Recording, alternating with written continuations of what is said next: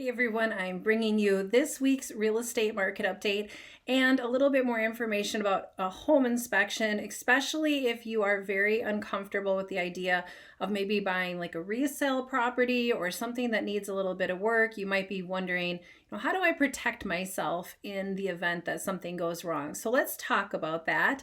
I'm Erica Carlson with Bricks Real Estate. I'm with a boutique brokerage out of the Twin Cities area. My office is in Maple Grove. I specialize in the Western Metro, but of course I work the entire Twin Cities. If you have any questions during this video or any clarifications, there is a link in the paragraph below.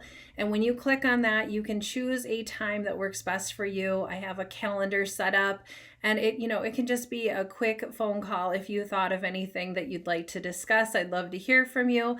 I also have other information on there, like getting a neighborhood market report or reaching out to a loan officer to get the process started. If you jump over to my website, iHeartMPLS or MinneapolisHomes.com, I can give you a copy of the Smart Home Buyer book, and then I also have the same version as a home seller. And I think that these are excellent resources. I will not know that you're downloading the full PDF copy. There is no login. There's no requirement to share your email with me to get a copy of these. I think they're important and they're educational, and I don't want there to be any strings attached for you to get this information. It's the same way I feel, about making these videos week to week. This is just facts. It's not something that, I'm holding hostage on my own. And so if you go back through my videos, the easiest way to find that is on my YouTube channel, but I do upload everything to my professional Facebook and Instagram. So you can find these things wherever's best for you. And of course, I'd love for you to join my growing community. Back to these videos, you will notice that I am kind of going chapter by chapter, trying to make this information extremely palatable to everybody. And I believe it's page 29, you will find this information. So I know a lot of people know what a home inspection is or kind of the gist of it, but I am going to speak to you like you don't know. And so that's not assuming anything, but I'll just kind of come at this like you're a first-time home buyer and you've never been through this process. So the first thing you should know is that a real estate agent can help you connect to a home inspector when you are under contract. Under contract is a fancy way of saying you found a house and the seller said yes. And so I think like sometimes when people don't understand that term, it's because I think there's an assumption like if I write an offer, I get it. No, it's like a proposal. They don't have to say yes. Of course, they can negotiate. So in that offer writing stage, there's lots of terms that you're going to be asked to answer.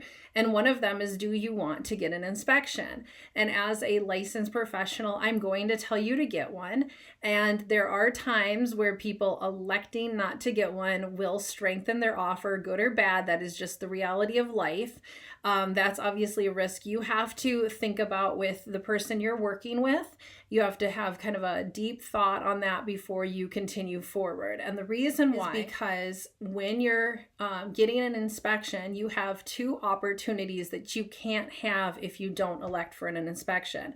And one is just a flat out ability to walk away from the house. If you find something in that inspection report that you find a deal breaker, we'll say, you get to turn around and cancel and get your earnest money back. It should be something in the inspection report, not just having cold feet. And side note, we don't have a cold feet clause. Like there really is nothing in there that says, hey, I just flat out changed my mind. You do need a reason why, and the inspection report can sometimes scare people away from properties. That is the reality. So if you're a home seller and you really want to be ahead of the game, some sellers, and I do recommend this, get pre-inspections. Now, it's not very common if we're being honest about it because it costs money. However, with a disclosure or without, you could do the waiver or whatnot, but you can use the inspection report to help you disclose information. It takes away all the fear from buyers. They have everything there. They have a third party in inspection and they have your disclosure. They're going to feel a lot more confident about moving forward without an inspection. Not that we're trying to encourage this, but that, I'm going to put a pause on that because that's a whole nother conversation. So I'll just focus on my buyers today. So again, you can cancel and walk away. However, you can also negotiate. So just like when you purchase the house, you now have the right to say, Yes, I want to move forward with the purchase. No, as we talked about, or maybe. What do I mean by maybe? Well, maybe meaning, there's a leaky sink. I'd like you to fix that for me to move forward. Now, there's a whole philosophy around what we should be asking for, what's sort of inappropriate. And so the short version on that is, let's say there was a hole in the drywall behind me. We all saw it at the showing. And then you get the inspection and now you say, can you repair the hole? In my humble opinion, I wouldn't ask for something like that. That was a material fact that was just kind of obvious, is what I'm saying. It was obvious. We walked through, we saw the hole. It's not new information, and it doesn't really affect things. You might just want it to be done. Okay, and then again, you can ask, but it really should be like new information that we didn't maybe have before. So again, like the leaky sink, like I didn't test the sink. I didn't know. The inspector now told me that the sink is leaking. Can you fix that? And on the other hand, if you can fix it yourself, do you need to ask the seller to do, that minor repair? Maybe you can just kind of chalk that one up to home ownership, right? So that's the most important thing to know, is I can walk away or I can renegotiate the terms on the contract because I got the inspection. So who is qualified to do an inspection? Well, respectfully, it should not be a family member that might be in the contracting field or something like that. It's not that they're not knowledgeable. What you're looking for is somebody who does about 100 or more inspections a year. My personal, and this isn't in the book, but I look for somebody who's got a particular type of certification, and because there is actually no certification. There's no one school of this is how you become an inspector. So technically tomorrow I could open an inspection company, but I don't want to. So to validate the inspection process, there's 2 different organizations that have more rigorous components to becoming an inspector. And so those are the ones that I will typically recommend my clients to use versus just picking whatever. But it is really important to work with somebody who's highly experienced in the concept of inspections. This is just too big of a decision to just kind of put this off on somebody who just isn't skilled in kind of that finished, aftermarket product. And so, I've done many different transactions over the years, and it's always a little bit more complicated when we're bringing in a friend or a family member who does not do inspections for a living, if I'm just being completely honest. I know you want to save money, and so that cheap or that trying to save money component can really cost you in the end, which is why I advise for you to pick a third-party inspector who has no connection to the transaction, and again has some of those certifications, but more the experience is what I'm looking for. When you get the inspection, some of the things are going to be really small and minor and just aren't really even important necessarily. They might just be cosmetic. And so that's what the inspector's job is to do, is find all the little things and all the big things to help you decide if this purchase makes sense for you. So a general rule of thumb when you're going into negotiations is to try to limit your request to 6 items or under. And something to consider is that if you're surpassing that, 5 or 6 limit of items, I think I would slow down and ask myself if this house is the right house for me. When I've seen 3-page amendments of all the inspection items, literally on the entire list asked for by the seller. And that we have to put ourselves kind of in the shoes of that other party, right? That's going to be pretty overwhelming to them if they own a 1950s house and you're asking for all the little things and all the big things on this report to be fixed. You reopen negotiations. Now the seller cannot cancel. So no matter how big or small your request is, their response can't be, I don't want to sell it to you anymore. Now, they might not be easy to work with. They might kind of do some things to initiate the cancellation. But if a seller ever says you have to cancel, because of these requests, that's not an accurate statement. Buyers can walk away. Sellers are agreeing to sell the house, and they just don't have to agree to any of the repair items, and they don't have to agree to give you any sort of price discount because of the results in the inspection. Lastly, like I said at the beginning, you don't have to ask the seller for anything. It's not a requirement that you ask for any sort of discount or repair items. It might just not be appropriate. There might not even be anything to ask for. But another way to look at this inspection report is just a guide for yourself. Like, you're becoming a new homeowner, and this is just a document that you can hold on to. And as you have time, you can start using this document to kind of work on the things on the house to make it the best house you can. Because we know that generally speaking, houses go up in value, but houses don't go up in value when we don't take care of them and we don't improve them over time. And so if, let's say, the inspector says we need 6 new windows, we need this, we need this, we need this, just kind of chip away over it at a time, and it'll add to the value of your house for the day that you need to sell it. Let's start with the general Twin Cities real estate data, just a big picture view. The first thing you should know is that the stats haven't changed much over last week. Our market meter dropped from 4.98 to 4.91, and then the 30-year fixed interest rate fell from 7.125 to 6.99. So just slowing down a little bit here as you look at this market meter.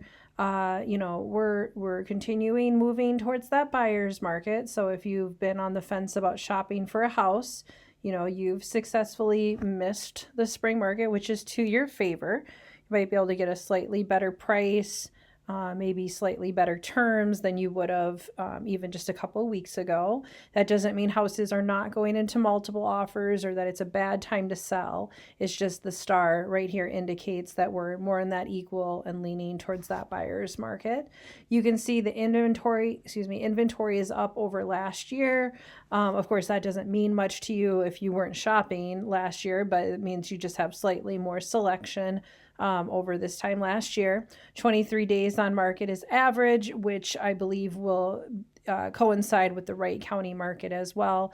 And then, like I said, the interest rates came down a little bit. So you're going to want to work with your local loan officer to figure out what your rates are going to be, because, every program is a little bit different.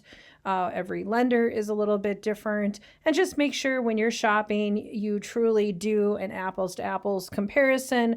It really doesn't help. Sometimes people will go look at new construction and then they'll talk to a lender or they don't do any of that, and they just hear, okay, well, I'm going to get closing costs paid if I use this particular builder. Well, what other details are there? And a lot of times a local lender can compete with that, and not always. And so you want to find a good one who will tell you when they can't match and that this is, a better deal over there. A good loan officer will tell you that there is a better deal outside of their company. That certainly does exist, and let me know if I can help you with that. So jumping into our data for this week, we do not have a lot of big changes. So let's focus on my favorite data, which is the showings per week per listing. This gives sellers and buyers an idea of how many buyers are out there. So if I'm shopping, I want to get a sense of, how much competition do I have? And if I'm selling a property, obviously I want to know how fast it's going to move. And nobody can ever predict that, but at least we have some data to look at. And so I always compare Wright and Hennepin County. If you're new here, I do this every week, and we just do 250 to 500K, and it ranges all the different types of properties. And so if you're looking at my screen, you can see Wright County is hitting 2.5, whereas Hennepin is doing 4.5. And the Hennepin number, let's focus on that first. That is a pretty slow moving buyer's shopping experience. So in English, what I'm saying is Hennepin County people can expect about 4 to 5 showings a week on their listing. Now, of course, the first week might be different. Holidays might affect things, but just this last week, that was what we were seeing, which is a whole person slower than the week before, because you can see the last 2 weeks, we were at 5.4 and 5. And I'm excited. My technology is letting me do what I want to. We did have a 4-week here during Memorial, and then it was much faster. We were in the 6s in May. And so you can see that summertime slowdown. Again, it's not the end of the world if you're selling a house, but you might not be able to expect the same price that people got in the spring. And so if you are using spring data to help you figure out how to price your summer listing, Be very careful with that because you may come in too high and then actually end up having your house on the market longer because you thought, well, if my neighbor got this in the spring, I should be able to get it in the summer. And that's not necessarily going to work that way. So work closely with an agent to come up with the right pricing strategy. Now, going back to Wright County, we're at 2.5, which sounds very slow compared to Hennepin. Pretty normal for us as you look back. We did have a 3 here on June 5th. We were in the 3s here in May, but as you can see this week, we were in the 4s. And then we had that anomaly a week that we've been talking about for a while, so we're just going to discontinue that. But 2s and 3s can be pretty normal for our county, but it is slower. For sure, it's slower. It jumps out to me as being slower. It should be jumping out to you. Let's jump over to days on market. We got 28, 29 is being the average. Again, this is all types of properties, all sorts of price points, so it's not a particular one. And then 13 is median, which I know some people find median price point more interesting than average, which is why I give both of them to you.